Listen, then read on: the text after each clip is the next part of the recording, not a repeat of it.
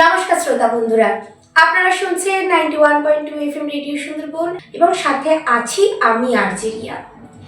এবং অন্য দিনের মতন কিন্তু আজকেও একটি খুব সুন্দর অনুষ্ঠান আপনাদেরকে উপহার দেব আমি, এবং সাথে আছি যিনি আছেন তিনি। তো আমরা আগে আমার সাথে পরিচয় হয়নি, তারপরে আমরা আজকের অনুষ্ঠান পর্বে ফিরে যাব। এবং পিছনের ব্যাকগ্রাউন্ড থেকে বুঝতেই পাচ্ছেন আমি যার কাছে এসেছি তিনি পেশায় একজন বিউটিশিয়ান। তো এই মুহূর্তে হাসনাবাদের মধ্যে একটি জনপ্রিয়তা মুখ অপর্ণা মণ্ডল, ওনার নাম অপর্ণা মণ্ডল। তবু আসুন আমরা ওনার থেকে পরিচয়টাকে হয়নি। আচ্ছা অপর্ণা, এই লোকেশনটা অ্যাকচুয়ালি কোথায়? এই লোকেশনটা হচ্ছে হাসনাবাদ স্টেশন থেকে দেবীর মোড়ের দিকে যেতে। আচ্ছা, তো কেমন আছো আগে বলো? খুব ভালো আছে।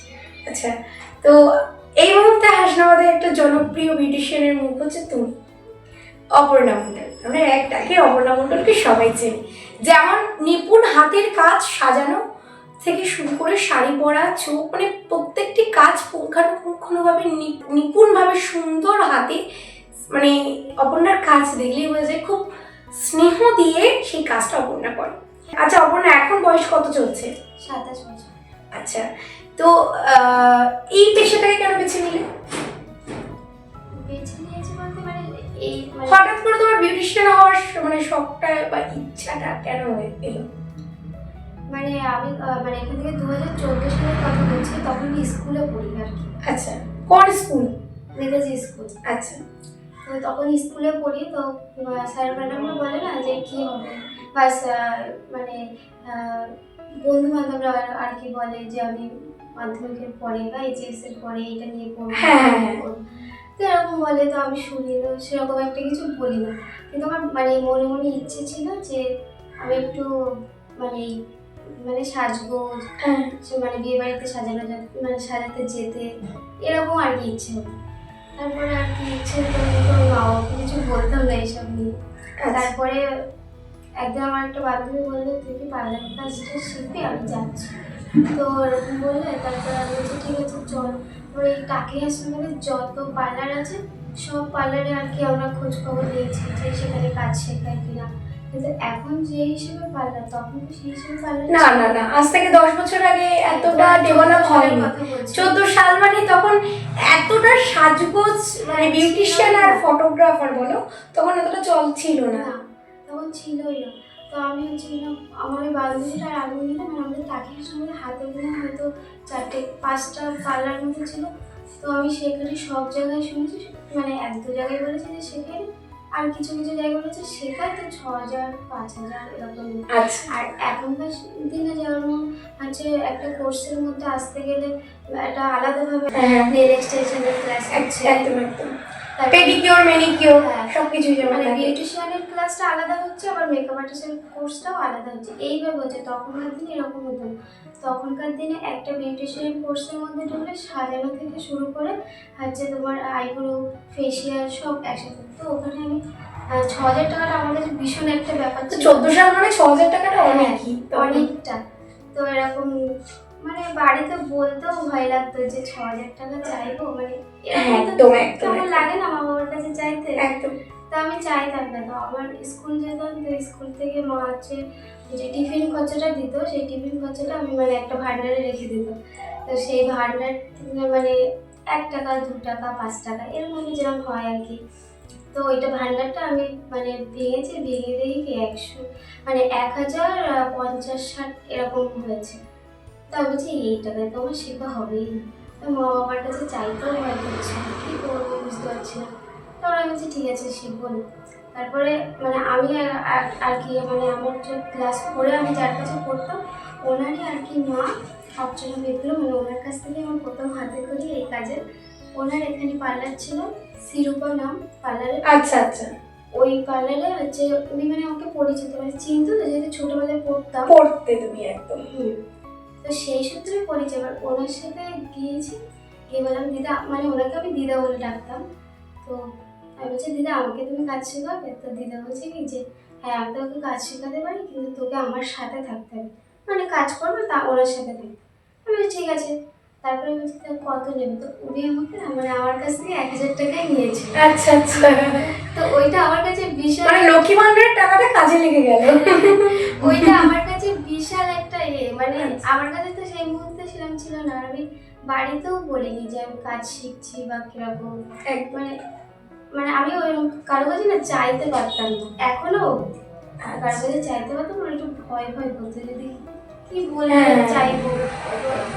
তারপরে হচ্ছে ওনার সাথে যোগাযোগ করে উনি বললো ঠিক আছে তাহলে আপনি আমার সাথে থাকবে, তাহলে তুই 1000 টাকা দিয়ে আমি তোমার কাজ করবো। তারপর উনি ওই 1000 টাকা নিয়েছিল, তারপর ওনার কাছ থেকে একটু টুকটাক করে শিখে, তারপর ওনারা আর কি বিয়ে বাড়ি সাজাতে যেত, তো ওনাদের সাথে আমি হেল্পিং হ্যান্ড হিসেবে কাজ করতাম। আচ্ছা আচ্ছা। তো যেমন দিত 200-300 মানে কাজ হিসেবে 500। তো ওনাদের সাথে আমি হচ্ছে ওনাদের পার্লারে প্রায় 9 বছর মতো ছিলাম। মানে মানে ওরকম বাধা ধরা না যে আমাকে যেতেই হবে এরকম না, আমার ইচ্ছে হলে আমি যেতাম, কাজ করতাম, ওনারা যেমন পারিশ্রমিক হতো সেই হিসেবে আমাকে একটা টাকা দিত। তো সেই টাকাটা জমিয়ে তারপরে 2018 সালের দিকে আমি বসিরহাটে হচ্ছে বাবলি বাড়ি মানে বাবলি দি বহু একটা জনপ্রিয় মুখ বাবলি দি, ওনার কাছ থেকে আমি 2018 সালের দিকে 18 লাস্টের দিকে মানে একটা মেকআপের কোর্স করি। তো ওই কোর্স ফিটাও আমার কাছে ওই মানে ছিল না, সেই টাকাটা আমি মায়ের কাছ থেকে নিয়েছিলাম। আচ্ছা। তারপর থেকে আমি একটা প্রফেশনাল মেকআপ আর্টিস্ট হলাম। তারপরে আর কি প্রফেশনালভাবে কাজ করছি, মানে সোশ্যাল মিডিয়াতে ছবি দেওয়া এগুলো করতাম না, এগুলো খুব অনেক মানে পরে শুরু করেছি আর কি, অনেক পর থেকে শুরু করেছি। মানে 2000 কত বলবো 22 সাল থেকে মানে সোশ্যাল মিডিয়াতে কাজের ছবি পোস্ট করা প্রচার করা শুরু করেছি। হ্যাঁ, তার আগে আমি মানে অনেক সাজিয়েছি, মানে সেই 2014 সাল থেকে বলছি, কিন্তু কোনোদিন কোনো ছবি টবি পোস্ট করিনি। কারণ হচ্ছে আমি না এগুলো এইসব বিষয়ে প্রচুর কাঁচা, আর আমার হাতে স্মার্টফোনও ছিল না সেই। আচ্ছা, এটা একটা অসাধারণ একটা সংগ্রামের গল্প কিন্তু বন্ধুরা আমরা শুনলাম। মায়ের কাছে টাকা চাইনি, মা বাবার কাছে টাকা চাইনি, নিজের চেষ্টায় আজকে অপর্ণা এখানে। সেই অপর্ণাকে আজ হাসনাবাদের ভিতরে সবাই চেনে। আচ্ছা অপর্ণা, তুমি তো মানে কিভাবে একটা সফল জায়গায় আসতে হয় সেটা তুমি খুব কাছ থেকে দেখেছো, কিভাবে মানে যুদ্ধ করে পরিশ্রম করে একটা সফল জায়গায় আসতে, এই যে আজকে তুমি প্রতিষ্ঠিত হয়েছো, এই পার্লারটা তো তোমার নিজস্ব। কবে করেছো এই পার্লারটা? পার্লারটা করেছি 4 মাস হয়েছে, মানে কিনে পুরোটা তুমি কিনে নিয়েছো। তাহলে এই যে এতটা তোমাকে যে কাঠখড় পুরোতে হয়েছে, পরিশ্রমটা তো মারাত্মক লেভেলের একটা। হ্যাঁ হয়তো বাবা মার সহযোগিতা তুমি পেয়েছো শেষের দিকে, কিন্তু শুরুটা তো তোমাকেই শুরু করতে হয়েছে। তো সফল নারীর কিন্তু বড় একটা উদাহরণ আমাদের অপর্ণা। তো অপর্ণা, যেহেতু তুমি পরিশ্রমটা খুব কাছ থেকে দেখেছো, তো কোনো ক্লাস শুরু করছো মেয়েদের জন্য? না আপাতত হ্যাঁ, আমি 3টে সেল মেকআপের ক্লাস মানে ব্যাচ করেছি, আর হচ্ছে তোমার হচ্ছে বেসিক টু অ্যাডভান্স একটা ব্রাইডাল মাস্টার ক্লাসও শুরু করেছি। আচ্ছা, তো যেহেতু তুমি যে প্রতিকূল অনুকূল অবস্থা পেরিয়ে একটা জায়গায় এসছো, তো সেই জায়গায় দাঁড়িয়ে তোমার অভিজ্ঞতা থেকে যারা ধরো নিম্ন মধ্যবিত্ত ঘরে, তাদেরও কিন্তু ইচ্ছা করে বিউটিশিয়ান হতে, তাদের জন্য তুমি কি কোনো রকমের ফেসিলিটি রাখো? হ্যাঁ অবশ্যই, তারা যদি আমার কাছে এসে মানে তাদের অসুবিধার কথাটা মানে আমাদের খোলাখুলি বলে, মানে অবশ্যই চেষ্টা করি মানে তার জন্য অসুবিধা না হয়, আমাদের যেন অসুবিধা না, হ্যাঁ সবটা সুবিধা হয়, সেই হিসেবে আমি চেষ্টা করি। আর যখন তুমি কোণে সাজাতে যাও, মানে এখন ধরো বিয়ে মানে প্রি ওয়েডিং দিয়ে শুরু করে বউ ভাত, আইব্রো ভাত, রিসেপশন সবটাই মানে এখন সাজের চল এসে গেছে। তো সেখানে ধরো কোনো নিম্ন মধ্যবিত্ত ঘরে তুমি গেলে, সেখানে তুমি সেই মেয়েটার জন্য কি ফেসিলিটি রাখো? সেই ক্ষেত্রেও তাই, দেখো প্রোডাক্টের তো অনেক দাম, একদম খুব কস্টলি হয় প্রোডাক্টগুলো। আমরা সবাই সোশ্যাল মিডিয়া যে প্রায় সবাই জানে যে মানে প্রোডাক্টের কত দাম আমাদের মানে আমাদের এই লাইনের যে মানে মেকআপগুলো। তো এরকম অনেকেই আছে যে এরকম মানে সেরকম একটা দাম দিতে চায় না, খুব অসুবিধা। হ্যাঁ, ভাবে যে এই সাজাবে এত দাম। হ্যাঁ এরকম, কিন্তু মানে বিশেষ করে আমি মানে খুব ভালো করে বোঝাই যে এটা এরকম মানে এরকম ভাবে একটা প্রোডাক্ট তুমি ভালো থেকে মানে তোমার স্কিন টাইপ যেরকম সেই হিসেবে একটা ভালো প্রোডাক্ট নিলে তোমার একটা ফেসে একটা গ্লোর ব্যাপার থাকে, অনেক থাকে। তো চেষ্টা করি যে তারও যেন সুবিধা হয়, আমার মানে অসুবিধা না হয়, সেইভাবে একটু ডিসকাউন্ট করে যাতে করা যায় করে দিই। একদম একদম যে করে না এরকম না, একদম। মানে আমাকে যদি কেউ দেখে তো মানে আমার কাছে যারা কাজ করে তারা জানে আমি করি, এমন কিছুই করি না। আচ্ছা অপর্ণা, এই 2026-এ দাঁড়িয়ে হুদাই বিউটিশিয়ান, হুদাই ফটোগ্রাফার, তবুও যদি এই 2026-এ দাঁড়িয়ে এই পেশাকে কেউ বেছে নেয়, তোমার মতন বিউটিশিয়ানের পেশা, তাকে তুমি কি বলতে চাইবে, অ্যাডভাইস কি দেবে? আমি তো তাকে খুব ভালোই বলবো, হ্যাঁ, কেননা এটা তো প্রচুর বড় একটা আমাদের এই ইন্ডাস্ট্রি, আর পরবার আরও হবে। একদম। তো আমি একটাই বলতে চাই যে একটা মানে তুমি যেটা যেটা বেছে নেবে সেইটাই তোমাকে স্থির হয়ে থাকতে হবে, এমন না যে এটাতে আমার হচ্ছে না বলে আমি আরেকটা করবো। একদম একদম। তো সর্বশেষ প্রশ্ন যেটা করব, তোমার সাথে কেউ যদি যোগাযোগ করতে চায়, তো তোমার যোগাযোগ অ্যাড্রেসটা কি, কন্ট্যাক্ট নাম্বার কি, সেটা যদি একটু বলো।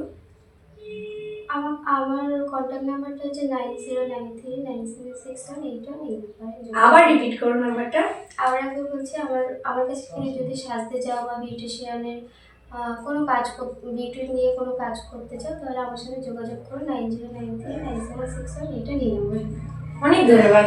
আমাদের সাথে ছিল খুব মিষ্টি একটা মেয়ে, কথা বলার ধরন যেমন মিষ্টি, খুব সফটলি, তেমন দেখতেও সুন্দর, আর তেমন হাতের কাজও সুন্দর। হ্যাঁ, আমি অবশ্যই ভিডিওতে দিয়ে দেবো অপর্ণার কিছু হাতের কাজ, আপনারা দেখে নেবেন। এবং কেউ যদি যোগাযোগ করতে চায় অপর্ণার সাথে, তো অপর্ণার যোগাযোগ কন্ট্যাক্ট অ্যাড্রেসটা সব কিছু ডিটেলসে বলে দিলে অবশ্যই যোগাযোগ করবেন।